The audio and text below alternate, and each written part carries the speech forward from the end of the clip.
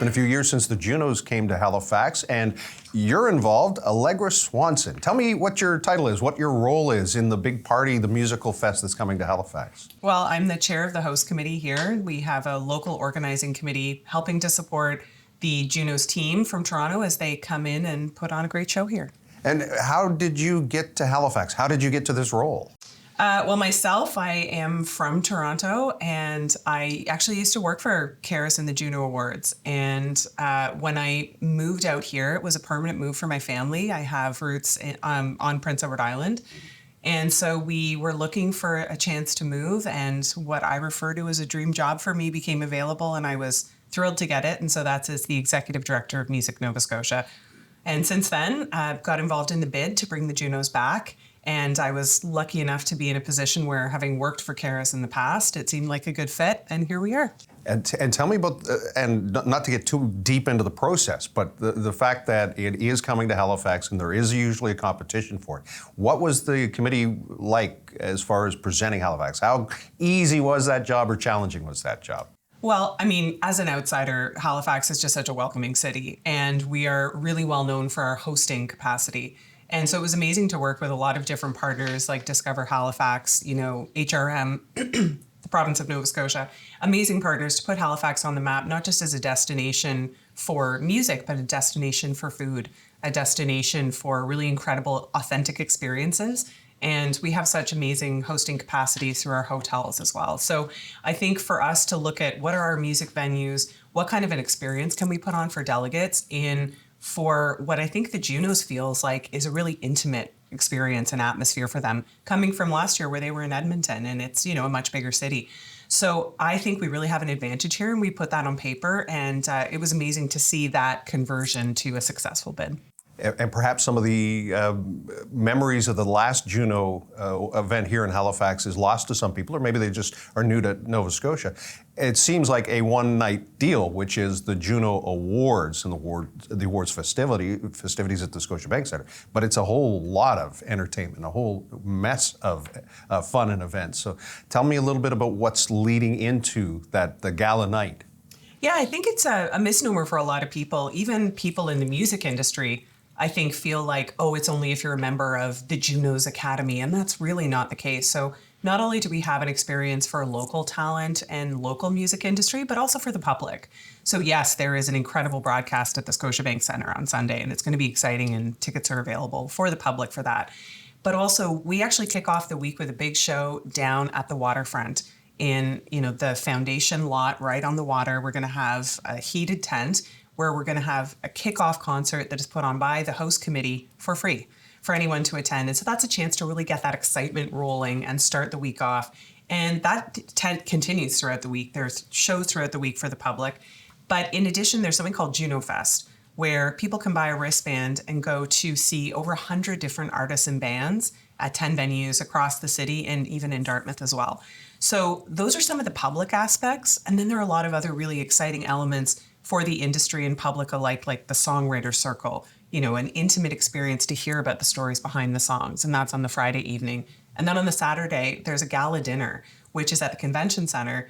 And that is for the industry, but it's where there are actually 35 awards given out for the Junos. So I think that, it really is so much more than the broadcast, which will be exciting. But beyond that, there's a legacy element too, which is really exciting. So what is your job other than telling people what's coming up? How is your week or weeks ahead lining up? What are you going to be doing? Well, I mean, it's been like over a year of work and really exciting work. I think our job primarily is to ensure that when the Junos are coming in, we as a host committee are consistently prioritizing the citizens here in our community, the musicians here in our community, and also across the Atlantic region. There are cities that can't host the Junos out in the Atlantic region in other provinces, and we can. So what can we do as a city to really prioritize artist experience coming to Halifax when the national eye is going to be on our city?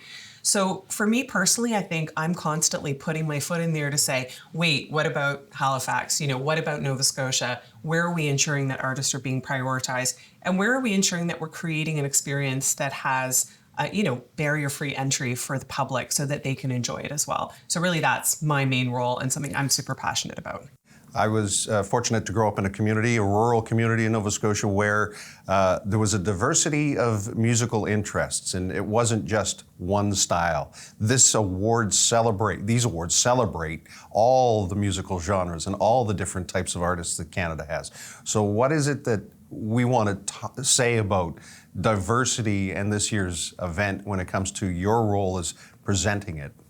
Well, I think that, we have been known when you're looking at the broad scope of Canada. If you look at the East Coast, you're thinking, wow, we have an incredible Celtic tradition. And that is so important to who we are as a city. And we're going to continue to prioritize and put that on stages.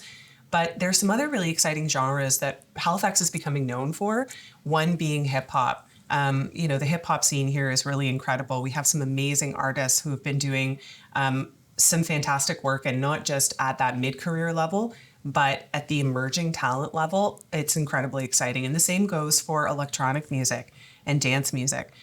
One of the artists who we're also super proud of, we have quite a few Nova Scotia nominees, one being Jamila, who is an incredible reggae singer. And it's her first time being nominated, and here it is in her home city. Like, what an amazing thing. Same for Morgan Tony. Rich O'Coin, who's been nominated quite a few times. There's some other nominees as well who are just really excited to have it on home turf. And so our job as the host committee is to present all of that.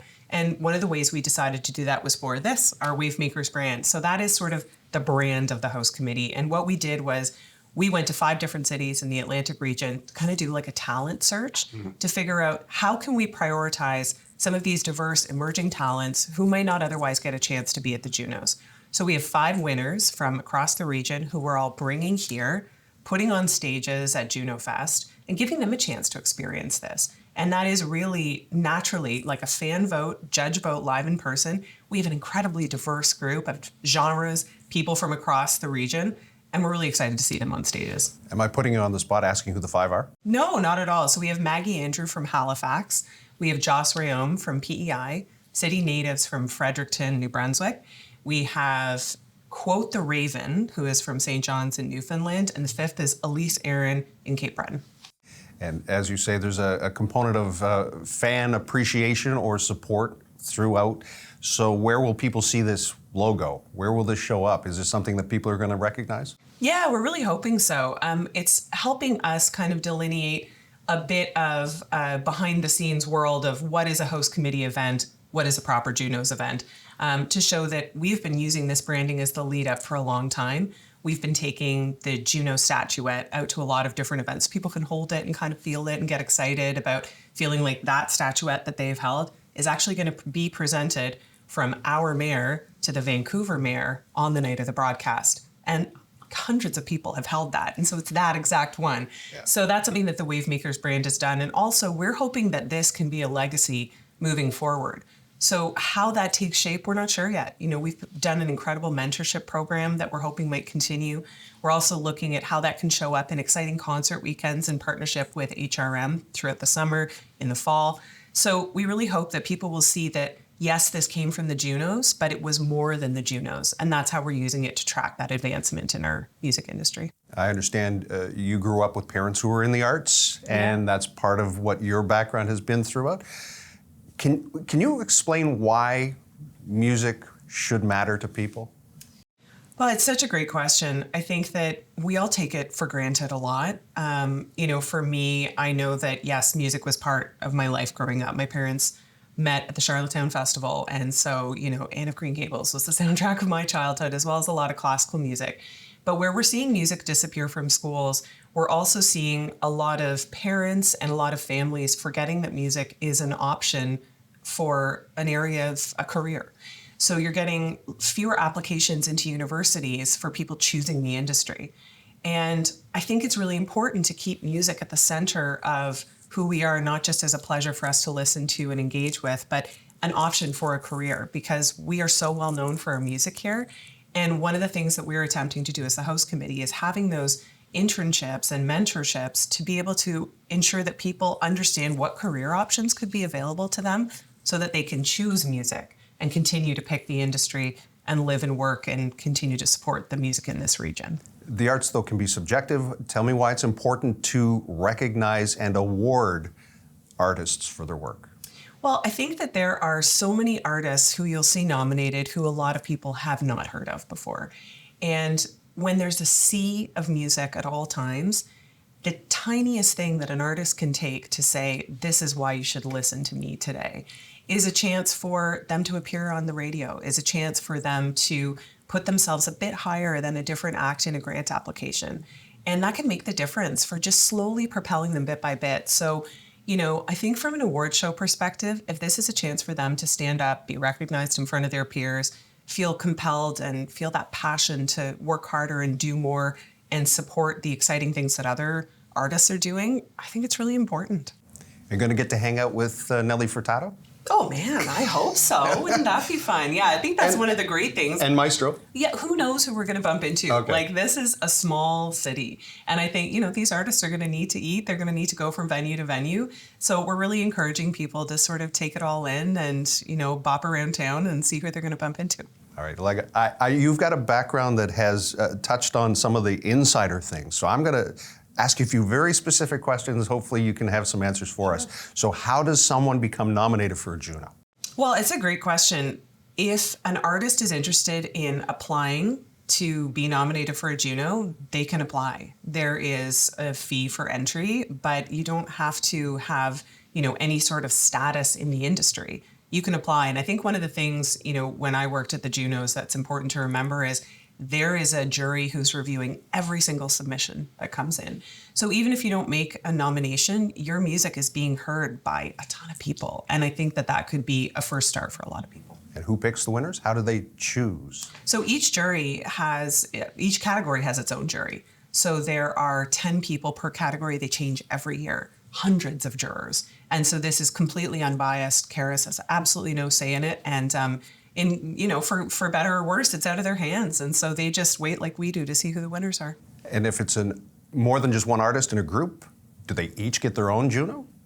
That's a great question. I think it depends on the regulations. I would have to say that's a question for them, Okay. But I know you can. We certainly, when I used to manage a classical record label, Right. And one year we had a composer whose music was exclusively featured and the artist won the JUNO, and he said, I'd really like one too. And they said, no problem, there's a fee, but you get one on your shelf for the work that you've done. Awesome. And in memoriam, I know there have been artists who have passed, and I'm curious, have you had any conversation about who might be recognized and how that's going to look to remember those artists who have been so important to so many people in this province over the last number of years or decades? Yeah, certainly. So there is a really special moment at the opening night awards, and while that's an exclusively industry event, that is broadcast for anybody to watch. So in that award show on the Saturday night, there is a moment that is an in memoriam segment, and it's usually one of the most touching and special moments of the whole show. And I do know that we're going to see a lot of those artists who we have lost in the past year recognized then. And additionally, there's going to be a special moment on the broadcast that's been announced to do an in memoriam segment as well. Right. Just before we wrap up, I know we've touched on a lot of information. Where can people find out more about JUNOFest? Where can they find out more about what is happening with free concerts? Where should we point them? Great. So JUNOAwards.ca has all the information on ticketing. JUNOFest wristbands still available. Incredible price of $50 plus taxes and fees to have 2 nights of music and go where you like. It's going to be exciting. It's a fabulous way to discover new talent.